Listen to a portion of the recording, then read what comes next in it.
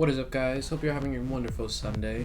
Hope you got to see my video yesterday they came out with. And so today we're going to be talking about how to comfort non-believers. So this is it's because you're going to come across non-believers probably every single day of your life, to be straight honest, and it's kind of sad, but and us as Christians, sometimes you'll have a super close friend and he might not believe, or he or she might not believe, or you have a coworker, they might not believe or follow Christ. They might know about him, but do they really believe, or do they really take it in? That's where you have to find the barrier. And sometimes it can be really easy to talk to people if they're open and willing, and sometimes it can be really hard. And so you have to accept it. And so I came up with 8 ways that you can just sort of make it easier to comfort someone to have a conversation. The first one is to just listen. You can just listen to people. Just listen to what they're going through. Sometimes don't even comment. Just let them talk. Just let them vent to you and go through what they're talking about and work it out.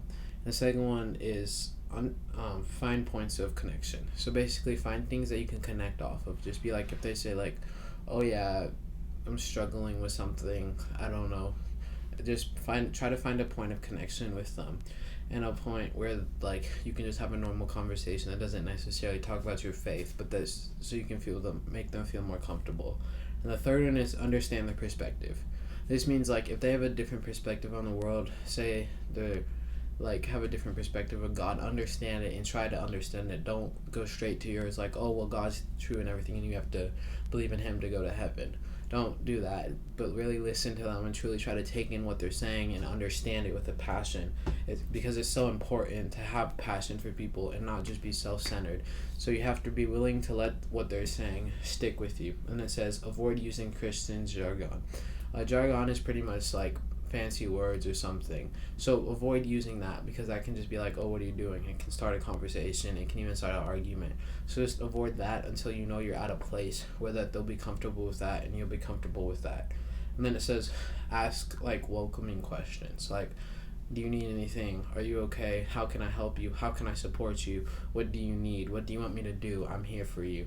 Ask welcoming questions, because as a person, if you're feeling down, one of the best things is when someone will come up to you and is hey, are you okay? Or do you need lifted up? I know there's been times at school or something, or even at work for something, if you're down and someone comes to lift you up, it makes you feel okay, there is people who care about me, there's people who love me. And so it's really important to be passionate about that. And then it says admit ignorance. This means admit it that sometimes you're not the best person. Just be hey, I know I might not be the best person to talk to or something. And I know I do this with if one of my friends or something struggling, be hey, I know we're not extremely close, but if you ever need something, I'm here. Give them the option to go to you. You don't have to necessarily go to them and poke and prod, because sometimes people just want to be alone. You just have to learn to respect that. Even if you think it's best to interfere, sometimes it's best to stay out and let them. But just be hey, if you need something, I'm here. Hey, if you want to talk about something, I'm here and I'll help you through it. And then it says don't minimize their pain or focus only on cheering them up.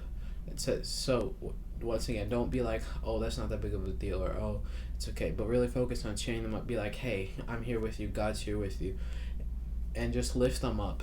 Just pray for them, lift them up, and be there. And then it says value them as people. We need to see those who disagree with us as people. Sometimes it's really hard to be okay, well, I don't believe in this, so I don't think you're the same as me. Everybody's the same. Everybody's equal. We might have different differences, but it's important when helping someone to realize that. And then the last one is pray.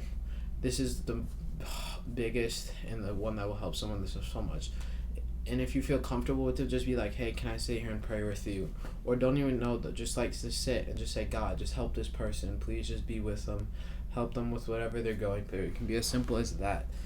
And sometimes there's going to be people, even if they don't believe, they'll still be fine with praying. You can just be hey, can I pray for you? What do you want prayer over? Or just pray for them on your free time. Just pray, be God, please lift them up. Please help them. And then it says, pray for the person you want to encourage. Letting someone know you've prayed for them can be a great way to start a meaningful conversation.